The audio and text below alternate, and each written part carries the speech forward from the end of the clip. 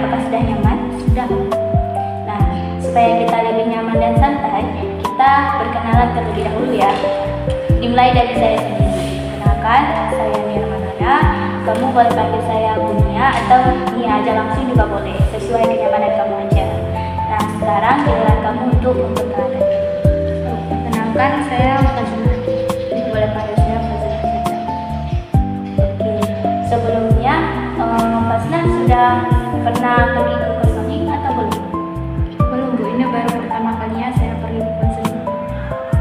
Oh belum ya. Jadi tahu konseling hingga kemarin itu dari siapa? Dari kawan Bu. Oh dari kawan. Baik.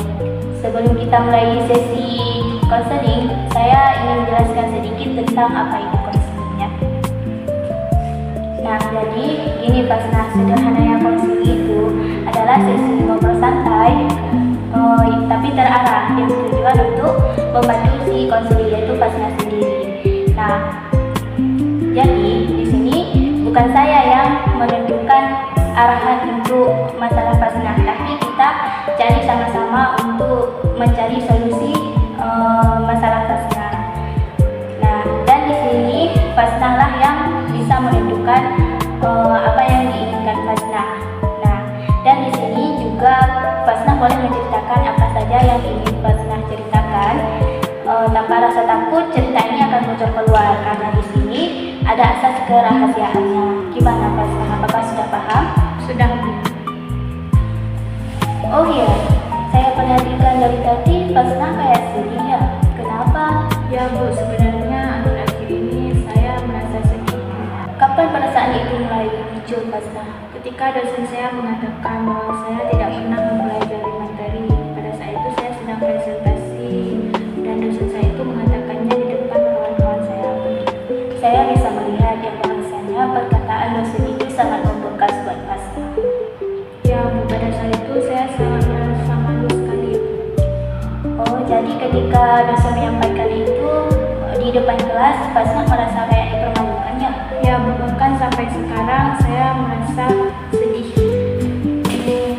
Sejak kapan perasaan itu muncul Fasna? Sebenarnya ini bukan pertama kalinya Bu terjadi. Karena waktu saya kecil saya juga pernah melakukan hal yang seperti ini. Jadi takut seperti apa yang Fasna rasakan? Dulu waktu saya SD, saya juga pernah diperlakukan seperti ini. Pada saat itu saya sedang presentasi di depan kawan-kawan saya, dan presentasi saya itu tidak sesuai dengan yang diharapkan oleh guru saya. Pada saat itu guru saya memarahi saya, dan hal itu dilakukan di depan teman-teman saya.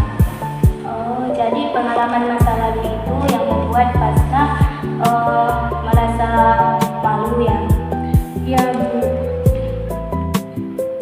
setiap presentasi terasa seperti kembali ke masa itu lagi.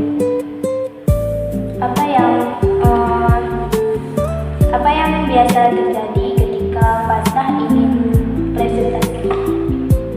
Biasanya di saat saya mau presentasi, jantung saya berdebar kencang Bu, tangan saya dingin. Saya tidak berani berbicara di depan umum lagi.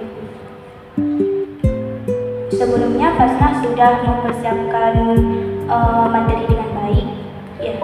Sudah Bu, saya sudah menyiapkan materi dengan baik. Namun di saat sudah saya bangun di depan teman-teman saya tidak berani mengungkapkannya. Dan pada akhirnya saya membuka buku kembali.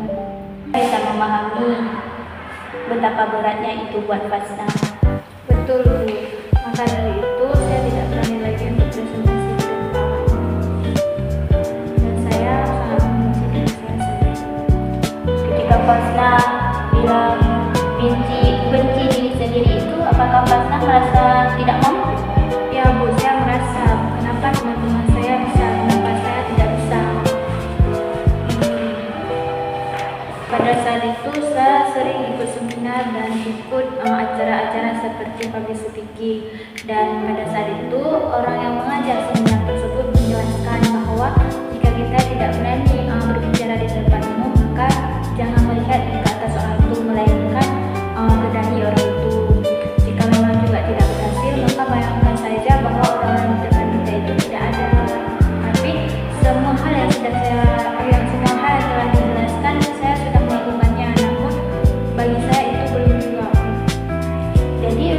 sudah berusaha sekeras itu ya sampai public speaking. Ya Bu, semua teori yang diajarkan pada saya itu sudah saya lakukan, namun sangat susah bagi saya Bu. Tidak apa-apa Fasna, pelan-pelan saja. Saya di sini akan menemani Fasna. Saya capek Bu, sebenarnya saya ingin juga berbicara seperti orang lain di depan umum yang tidak pernah malu-malu seperti saya. Fasna, saya ingin mengatakan sesuatu kepada Fasna. Yang bahasanya Fasna itu hebat loh. Kenapa ini mengatakan saya hebat, sedangkan diri saya sendiri saja tidak menyangka bahwa saya hebat? Karena tidak semua orang bisa berusaha kayak Fasna yang melakukan itu. Iya juga ya Bu. Bagaimana kalau sekarang kita coba langkah kecil seperti kita mulai latihan di depan cermin. Kayaknya saya bisa mencoba. Terus tidak perlu langsung sempurna. Yang penting Fasna berani mencoba sedikit demi sedikit. Baik Bu. Sejauh ini saya menangkap bahwa Fasna sebenarnya memiliki kemampuan memahami materi dengan baik. Namun pengalaman masa kecil itu membuat Fasna merasa takut tampil di depan umum. Iya Bu, itu yang saya rasakan selama ini. Saya yakin Fasna pasti bisa berkembang. Iya Bu, terima kasih. Saya jadi merasa lebih sedikit percaya diri. Setelah bercerita, bagaimana perasaan kamu sekarang? Saya merasa lebih lega Bu, dan saya jadi sadar ternyata saya tidak seburuk yang saya pikirkan. Alhamdulillah, saya senang mendengarnya. Ya Bu, terima kasih. Sama-sama Fasna. Terima kasih juga karena